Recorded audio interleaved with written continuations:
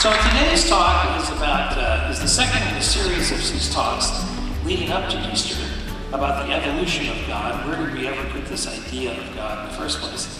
And last week I talked briefly about the fact that most people study God from about 8,500 years, which is the sort of when oral history was being sort of listened to pretty carefully and passed along very carefully, and then written down 3,500 years ago. But modern Homo sapien, that's who we are as a race, has been on the planet for at least 60,000 years.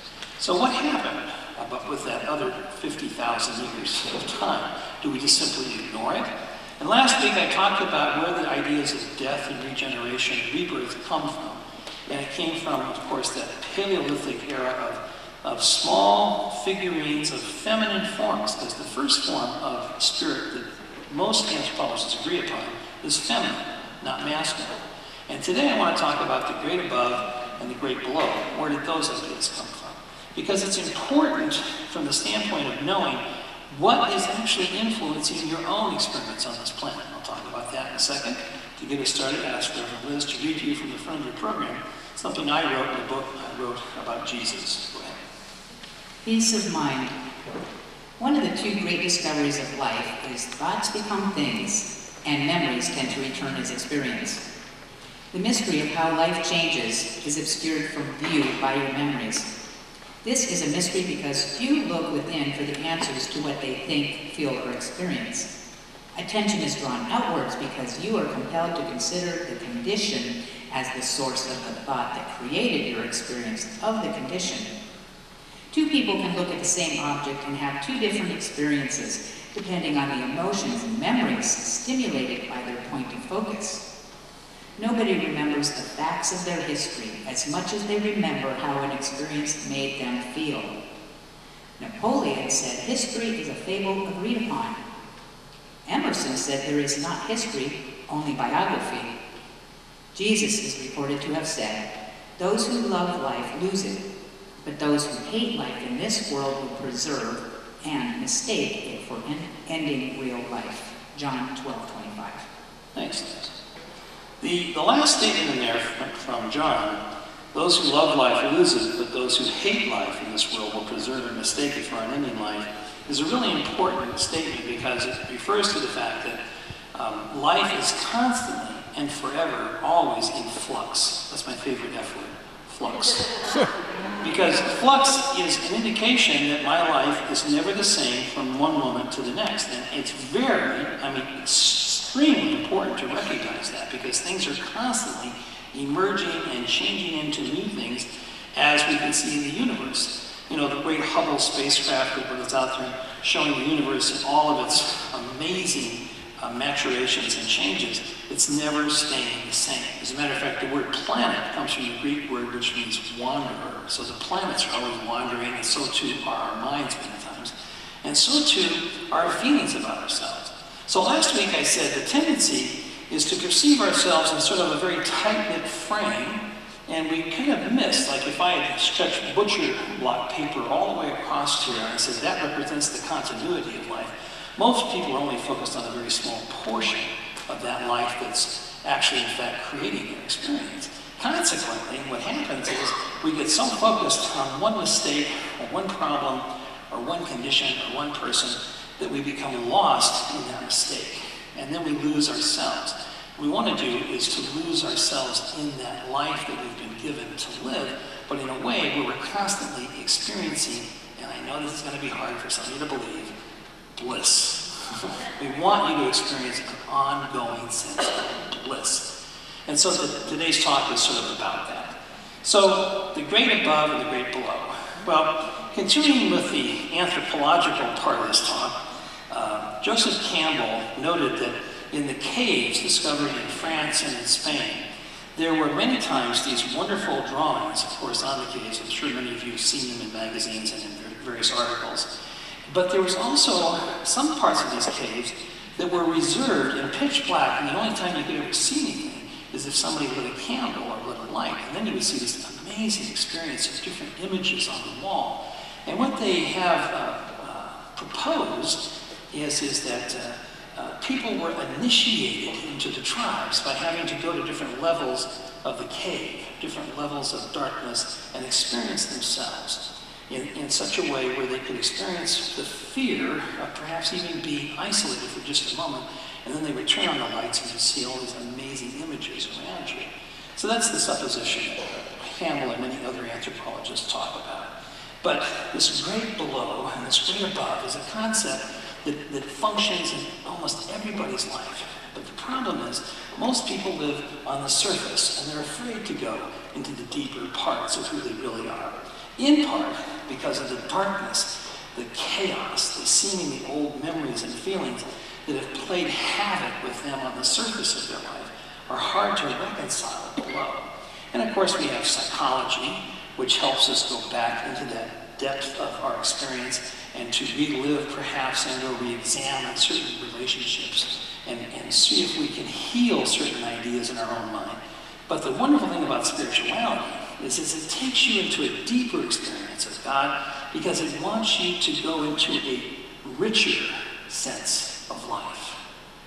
Richer, more meaningful, greater opportunities to live in a state of peace. And so the theme today is how does one establish peace of mind while going deeper into what appears to be the abyss or the darkness of their life. And I've said before, you know, you can go to a psychologist and you can go through wonderful experiences of tracing back relationships, but the truth is a psychologist can only take you back through the current relationship. And the truth of the matter is there's at least, I know this may be shocking to some of you, at least 2 million relationships is what it took to get every one of you here. 2 million. 2 million couples had to get together and decide to procreate life in order for you to be here. So you are much more than just the product of grandparents or your parents. You're the product of literally millions of experiences and relationships. And those memories, we have pretty good evidence, tend to live in the DNA of each person in this room. And those memories have a way of pressuring people into behaviors which don't necessarily make sense. Or am I the only person that ever experiences that? You're not. I'm having feelings, or I'm behaving, or I'm reacting in a way that doesn't seem to be consistent with how I know myself to be.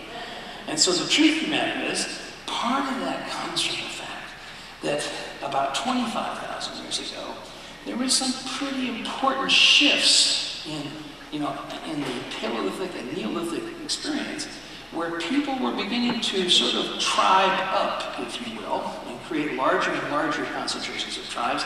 And then about 10,000 years ago, about the time of agriculture coming on the scene, there started to be people who were invading other people. So up until that time, relatively speaking, there was mostly peace on the planet, up until the time of the agricultural period, when people started saying, well, whoever controls the food controls the power, and thus a lot of people would invade other people.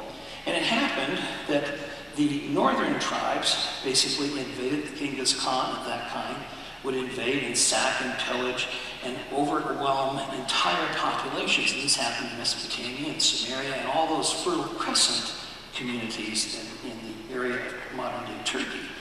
So the reason I'm telling you all this is that this is still playing out in you. This whole thing is playing out in you.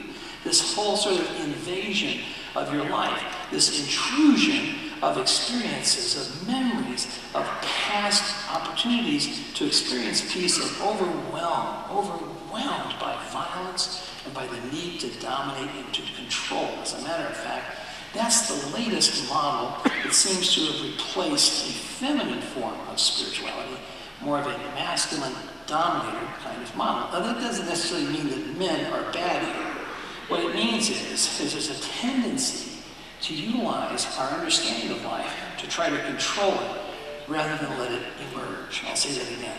To try to control it rather than let it emerge. Now the hardest thing about the emerging life is as it emerges, you have to constantly readjust. And most people in this room, including myself, we like things habitually the same most of the time. We don't want to have to do a lot of adjustment here. But the truth of the matter is, if you're going to grow, you have to learn how to adjust But you have some tools that I'm going to give you today that can help you achieve that in a way that you might be surprised makes it not only easy, but you'll actually be inviting more change into your life. So what is that tool? Well, the tool that I most predominantly go to is a principle. Now, before I tell you about the tool, I have to tell you what it does. Has anybody ever gone to Sears to look for a tool? Right. And you see so many different tools, and you're, well, I wonder what this one does. And pretty soon, 3 or 4 hours goes by, and you can't remember what tool you were looking for. But nonetheless, there you are, trying to find the tool. So it's very important for me to tell you the tool and what it does, so that when you start to use it, you'll know exactly what it's going to do for you. And the tool, of course, is the principle of peace. The principle of peace. Not the condition, not the outcome, the principle. And a principle defines behavior. It defines motivation. It defines intention. And when you have peace as a focal point in your life, it doesn't matter how chaotic or disturbing or how upsetting things are around you, because you can say to yourself, I am living in peace and I'm functioning in peace today. I'll give you an example. When I sit at the computer sometimes and I'm having to type out a lot of stuff, and I'm angry or I'm upset or I'm fearful, I tend to type faster and make more mistakes. Has anybody ever experienced that? And you're constantly looking up, looking down, looking up, looking backward. And then you realize, wait a minute, if I was to slow this process down, commit to being peaceful while I was typing, and take each stroke as if it was a sacred stroke, a sacred act that I was applying myself to, I could not only get my job done in a much more steady Eddie fashion, but I could probably create an experience around me where people wouldn't be threatened by my fear. Let me give you an example. Sometimes when you're in a hurry and you're typing at the computer and the phone rings, you pick it up and say, sorry, can't talk, I'll talk to you later. And you cut off people. But if you're working with the principle of peace and the phone rings, you just automatically pick it up, say, hi, can I help you? See, it's an automatic shift out of this attitude of fear and concern and worry and frantic behavior into a completely different way of living and behaving. Now, do you suppose, by any stretch of your imagination, that this affects world peace? I mean, predominantly, this is in fact the only way to achieve world peace. You cannot achieve world peace politically. I think we've proven that to ourselves. We can affect world peace, however, by each person making a commitment to live, behave, act, think, and do things peacefully. And that's like before you get up in the morning, my commitment was to live in peace today. Not to live in anger, not to live in fear, not to live in worry, and certainly not to live in the reactions I'm having that are caused by all of those terrible people that sacked and pillaged and used violence as a means of controlling the world. And don't think for 1 second that that isn't influencing your thought process. Because I know many of you only go back like maybe a few decades, but I'm talking about going back hundreds of thousands of years into the experience of this Homo sapien on the planet. And so your decision to say, no, today I'm living in peace today. Now, I'm going to tell you a little story. This is a story about my dad. And my dad grew up in Chicago, Illinois, in the late, early 1900s. And in the 1920s, he started managing theaters, movie theaters, silent movie theaters. And in the process of doing that, he had to hire orchestras to come in and play in between the silent features. And so he actually booked Bob Hope a few times, believe it or not, in what they call the circuit around that period of time. But he also had an orchestra director who was a marvelous organist and did a great job in movies, but was a roaring alcoholic. And he said, this guy is too unpredictable and we got to try and help him out. And in those days, what they would do with people who were alcoholics is they would take them to drug farms, they called them. So try and take them all the way outside of the city. And they were so far outside the city that there's no way they could walk back. So they were stuck there for like 7, 8, 9 weeks. And that would, sober them up. And so my dad had to try and get this guy out there. So he tricked him into a situation where he got him a little drunk, and then he drove him out to the joint farm. And he was out of town for 8 weeks and getting sober. Now, meanwhile, they had to think of a way of bringing him back to town. Because the truth is, why did this guy leave? And so my dad made up a story. He said he was on a European tour. And he put on a big parade for him when he got back into town. They actually had a parade going down Michigan Avenue. People were saying, oh, he's back in town. They were applauding on this triumphant return. And the guy's life changed forever. Now, I learned about this from my dad was telling me this story. He thought it was terribly amusing, and he had a lot of fun doing it. But this is the kind of person he was, the kind of person I was watching as an example of how to live my life. Is that he was always reaching out to help other people in different ways. And that impressed me. But I didn't know it was impressing me until later on in my life when I became a minister.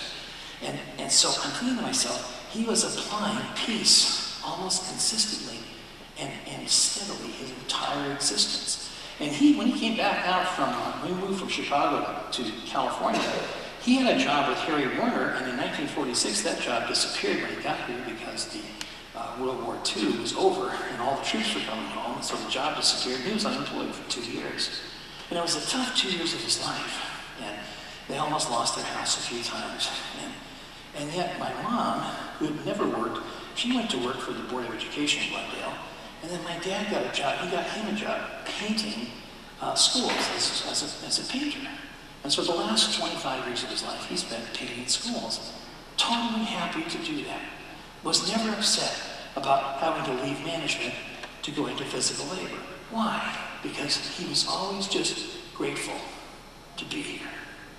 He was always happy to be alive. And I never knew it exactly because he wasn't overt in that behavior, but it was just something about his sense of life. And he lived to be 97. The reason I'm telling you that is because the principle works even if you don't have it defined for you, because if you have it naturally inside of you, and you're focused on being peaceful this week, because I'm going to tell you, there's going to be at least a dozen times you're going to be challenged this week, aren't you? And you're going to have the opportunity to say, do I live in fear, anger, or do I live in peace and calm? And if you make the choice to live in peace and to behave peacefully, it's kind of like drawing out that habit which you got so used to doing. Because I'm telling you, fear and anger, they're as addictive as any other drug I can think of.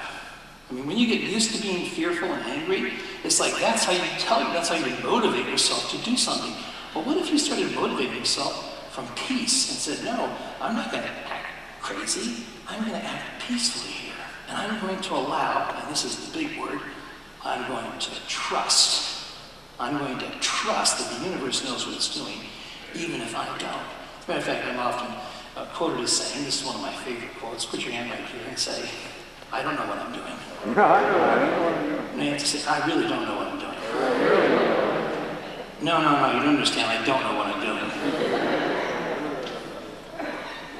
But something within me does. Right. See, if something within you knows what it's doing, then you can trust the fact that even if you're not in control of the situation, that life will automatically begin to emerge in you from this great sense of peace.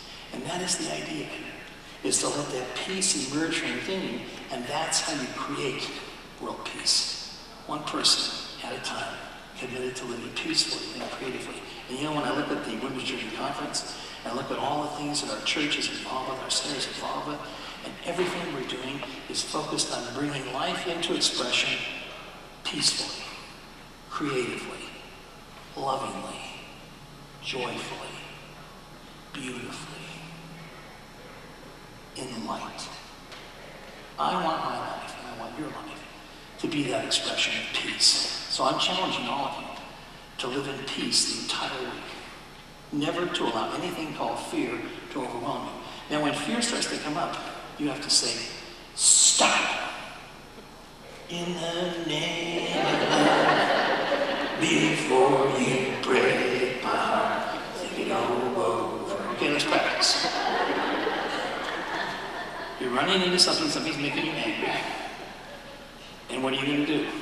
Stop. In the name of love, before I break my heart, think it over. you can teach people around you to do this too.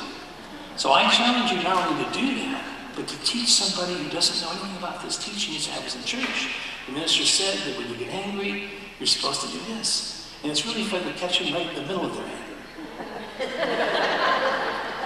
I'll tell you what, put the anger on hold for a second and just do this. Stop. And then have them follow their hand across the See, now you're laughing, now you're having a good time, because the truth is now you've got to conspire to be peaceful around other people. If you create that consciousness, I guarantee you, world peace will prevail and start to build in ways that you and I could never have imagined. Thank you.